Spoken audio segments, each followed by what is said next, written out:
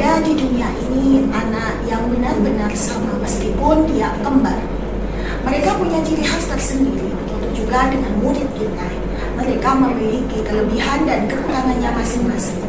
Nah, bagaimana cara memberikan pembelajaran terbaik sesuai dengan kebutuhan belajarnya? Yuk simak penjelasan berikut ini.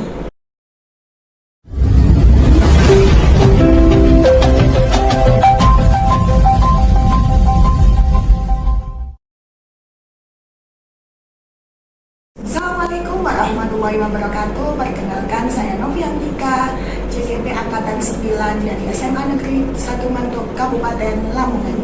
Sebelumnya saya tidak mementingkan arti keberagaman pada murid, sehingga semua anak diperlakukan sama.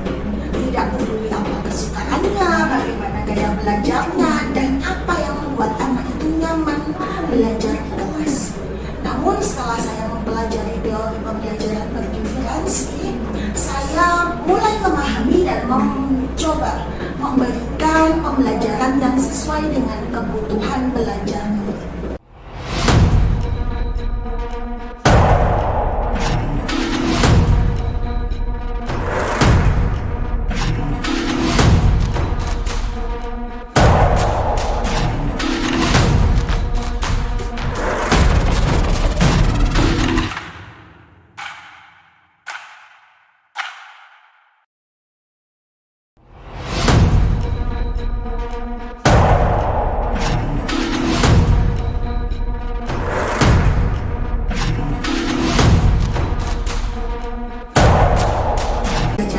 Saya berikan asesmen diagnostik dengan hasil gaya belajar sebagai berikut, yaitu 12 anak dominasi auditori, kemudian 10 anak dominasi pembelajaran gayanya adalah kinestetik, dan 13 anak gaya belajarnya adalah visual.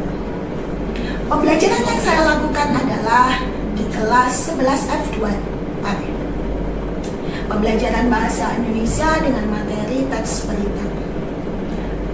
Di awal pembelajaran seperti biasa, saya memberikan salam, menyapa murid, berdoa sebelum pembelajaran, mengecek kehadiran murid, memberi pertanyaan pemantik, menyampaikan tujuan dan penilaian, serta melakukan sebuah kesepakatan kelas. Sesuai dengan profil belajar murid, yaitu gaya belajar siswa, ada gaya belajar visual, gaya belajar auditori, dan gaya belajar kinestetik. Assalamualaikum warahmatullahi wabarakatuh. Waalaikumsalam warahmatullahi wabarakatuh. Bagaimana kabarnya hari ini? Baik. Alhamdulillah baik. Apakah ada yang tidak masuk? Ada. Siapa yang tidak masuk? Banyak. Oh, banyak yang tidak masuk. Semoga yang tidak masuk itu segera diberikan kesehatan ya. Dan keperluan semoga dilancarkan dan bisa bergabung belajar pada pembelajaran berikutnya. Ya. Sebelum kita masuk ke pembelajaran berikutnya, Bu Novi ingin menggugah sebentar. Di sini kita akan belajar tentang berita yang menghibur. Pada pertemuan lalu kalian sudah belajar tentang berita. Sudah apa belum? Ada yang masih yang harus ada di dalam berita?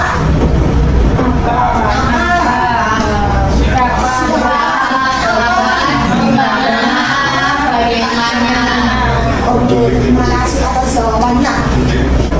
Pagi hari ini adalah mempelajari teks berita berdasarkan unsur dan struktur teks, berlatih membuat teks berita dan menyajikannya dalam bentuk mind map, infografis, peta konsep, naskah atau teks berita, dan video atau vlog dengan sopan dan sesuai dengan konteks.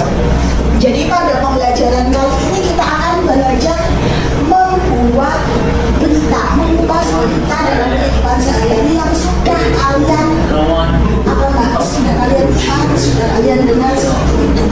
Kira-kira ada yang penting berita yang lagi in saat-saat ini apa? Kalau simpang Palestina. Jadi Palestina adalah berita-berita yang paling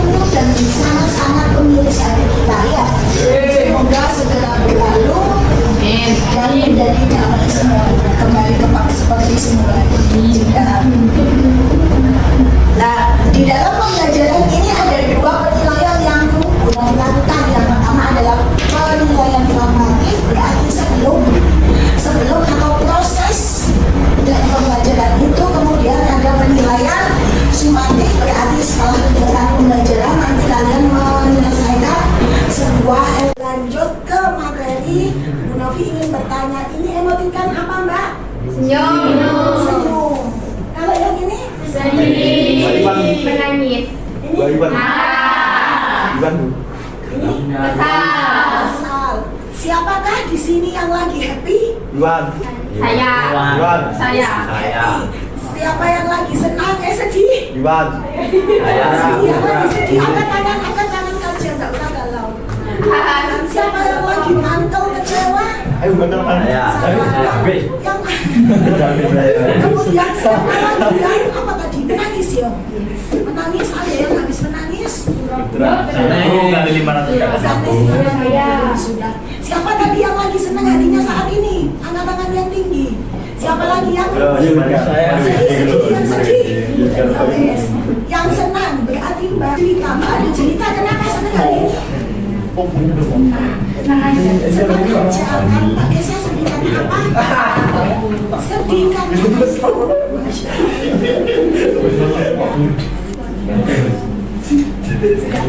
ya, kemarin Bu Novi sudah melakukan diagnosis gaya belajar kalian ya. Sudah terbentuk ada gaya belajar kinestetik, ada audio dan ada visual. Ya, ini silahkan sekarang mengelompok ke apa gaya belajarnya masing-masing. Ini tadi berarti gaya belajar kinestetik, ini audio dan ini visual. Benar ya? Nah, ada 3 kelompok tersebut yang kelompok audio sama kinestetik sudah dikirimkan link Bu Novi lewat WA Group. Ya, di situ nanti kalian mengamati sumber berita, kemudian nanti yang visual akan dikasih lembaran berita untuk dikerjakan di kelompoknya. Bisa dipahami? Bisa. Oke.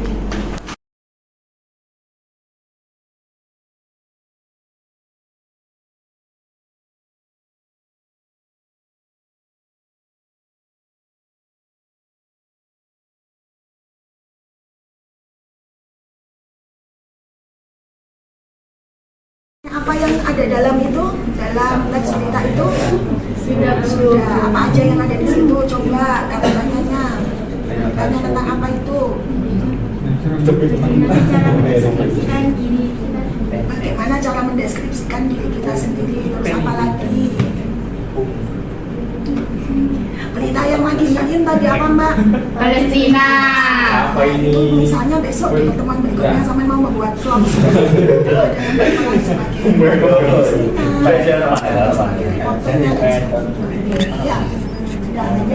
Sampai atas. judulnya beritanya tadi apa? Palestina juga, semuanya Palestina gitu kan? Terus ini tadi masalahnya apa yang dibahas di berita itu? Palestina kenapa? Perang sama Israel. Palestina perang di bom. Ya, ada berapa kata-katanya yang saya temukan di situ, Nak? Berapa? 2. Bebannya dijelaskan apa tidak? Dijelaskan. Kemudian siapakah yang ngebom atau membuat serangan pertama dijelaskan apa enggak? Sudah, silahkan dianalisis lagi buat bahan besok sampai membuat berita selanjutnya. Ya. Terima kasih. Lanjut. Sama-sama.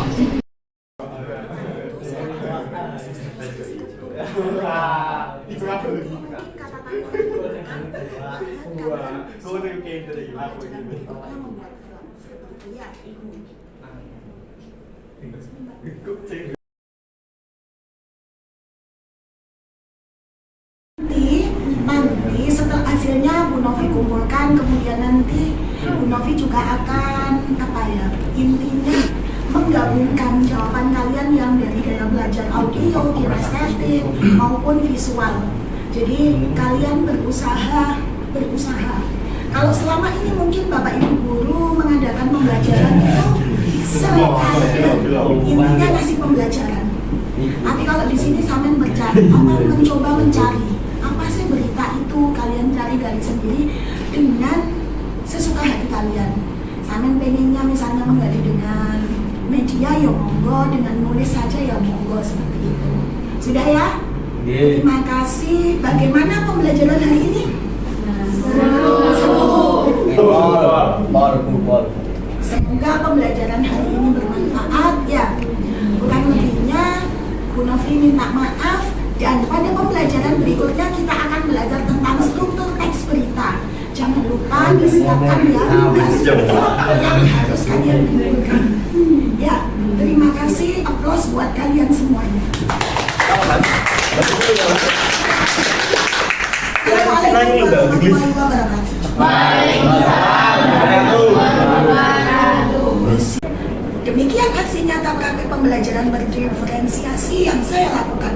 Semoga dengan pembelajaran berdiferensi dapat membuat murid belajar lebih menyenangkan sesuai dengan kebutuhan belajarnya. Wassalamualaikum warahmatullahi wabarakatuh.